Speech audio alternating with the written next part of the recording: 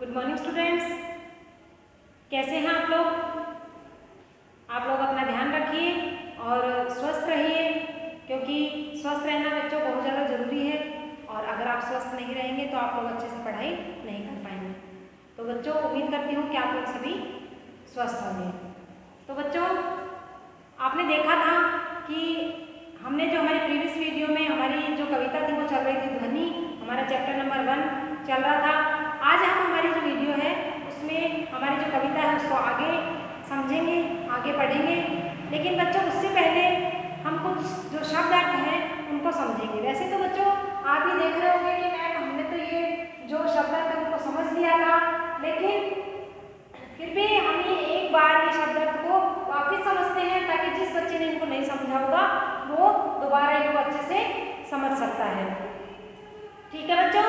तो और जब तक हम वर्ड मीनिंग भी समझते हैं और साथ साथ आप अपनी बुक जो है उसको भी निकाल लीजिए, क्योंकि बुक होना बहुत ज़्यादा जरूरी है। बुक नहीं होगी तो आप कविता को अच्छे से समझ नहीं पाएंगे। तो चलिए बच्चों, शुरू करते हैं। तो बच्चों, हमारा पहला जो शब्द है वो है मृदुल। मृदुल का अर्थ होता है बच्चों कोमल। ठीक है? हमारा दूसरा शब्द है पात। पात का अर्थ होता है पत्ता। तीसरा शब्द है गात। गात का अर्थ होता है शरीर। और बच्चों, हमारा नंबर 4 पे शब्द है निंद्रित। निंद्रित का अर्थ होता है सोया हुआ, नींद में सोया हुआ। और फिर है हमारा प्रत्यूष। प्रत्यूष का अर्थ होता है बच्चों प्रातः काल। इसी तरह आगे बढ़ते हुए हमारा अगला शब्द है तंद्रालस। तंद्रालस मतलब नींद से अलसाया हुआ। ठीक है? अगला और लास्ट आखिरी है हमारा लालसा। लालसा का अर्थ होता है बच्चों अभिलाषा, किसी चीज की इच्छा रखना। ठीक है? तो आपको ये जो शब्द अर्थ है ये अच्छे से समझ में आ गए होंगे बच्चों। तो आइए हम हमारी जो कविता है उसको आगे शुरू करते हैं। तो बच्चों, शुरू करते हैं हम। आपने देखा था कि जो लेखक है वो कह रहा था कि मैं अब आशावादी होकर के मेरे जीवन में जो वसंत आया है, जो कलियां खिली हैं, उनको सपनों को, कलियों रूपी सपनों को अपने को पूरा करूँगा। और अब जो मेरे नींद में जो डूबे हुए जो सपने हैं उनको भी मैं पूरा करूँगा। इसी तरीके से हम आगे बढ़ते हैं बच्चों। पुष्प पुष्प से मतलब फूल फूल से। तंद्रालस। तंद्रालस मतलब जो नींद में बिल्कुल डूबे हुए हैं। लालसा। लालसा मैंने आपको अभी बताया, कुछ पाने की इच्छा रखना। खींच लूँगा मैं, कि जो फूल हैं और अपने जीवन में कुछ आशा रखते हैं, है ना, कुछ पाने की, तो उनके अंदर जो फूल हैं उनमें जो नींद से भरे हुए हैं, जो कलियां हैं जो नींद से भरी हुई हैं, उनमें मैं पूरा आलस जो है वो खींच करके निकाल लूँगा। ठीक है? अपने नवजीवन का अमृत सहर्ष सींच दूंगा मैं। कि कह रहे कि अपने नवजीवन की, मेरे जीवन की जो नई शुरुआत हुई है उसमें अमृत रूपी हर्ष, अमृत रूपी जोश, अमृत रूपी खुशी उन आलस से भरे फूलों में, आलस से भरी कलियों में, उनमें अपना जो हर्ष है, अपना जो जोश है वो उनके अंदर मैं सींच दूंगा। सींचना मतलब किसी चीज़ में डालना, भरना।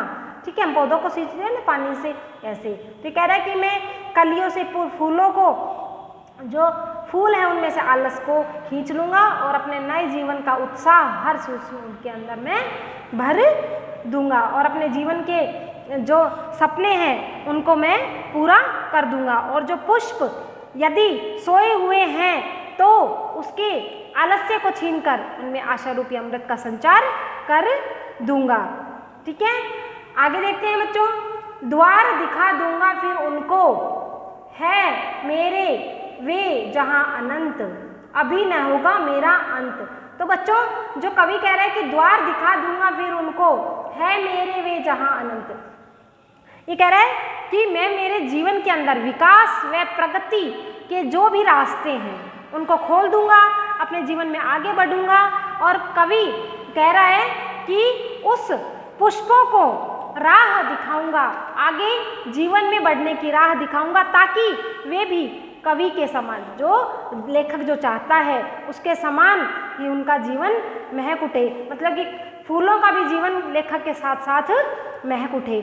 और बच्चों, ये बिल्कुल वास्तव में ये बात सही है कि सारे पुष्प कवि के ही अंश हैं। ठीक है?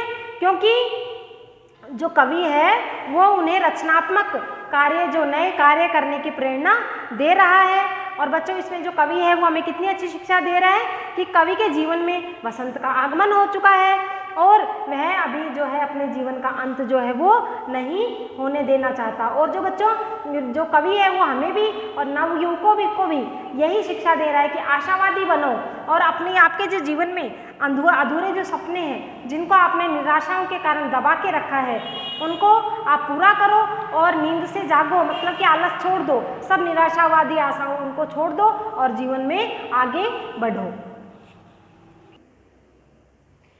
तो बच्चों आपने देखा कि किस प्रकार जो लेखक है वो हमें ध्वनि जो कविता है उस चैप्टर के माध्यम से, इस शीर्षक के माध्यम से हमें कितनी अच्छी शिक्षा दे रहा है कि हमें अपने जीवन में कभी भी निराशावादी नहीं होना चाहिए, हमेशा आशाओं के साथ, अच्छे उत्साह के साथ, नए जोश के साथ अपने जीवन को आगे बढ़ाना चाहिए। अगर होता है हमारा जीवन, मनुष्य के जीवन में उतार चढ़ाव आते रहते हैं, लेकिन कभी भी निराश होकर, थक हार कर कभी भी नहीं बैठना चाहिए और अपने जीवन को एक नई आशा के साथ आगे की शुरुआत करनी चाहिए।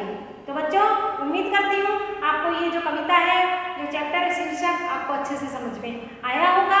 तो बच्चों आपको इसका अच्छे से रिवीजन करना है, अच्छे से इसकी जो अगर आप ढंग से इसको अगर रिवीजन करेंगे, तरीके से रिवीजन करेंगे तो आपको ये जो कविता है वो बहुत अच्छे से समझ में आ जाएगी। तो बच्चों हमारा जो होमवर्क है मैं आपको PDF के थ्रू वो आपके पास भेजूंगी। आपको इसके जो क्वेश्चन आंसर है वो आपको वर्ड मीनिंग वो दोनों को इसमें नोटबुक में आपको सुंदर राइटिंग में, अच्छे राइटिंग में वो करने हैं। ठीक है बच्चों, धन्यवाद।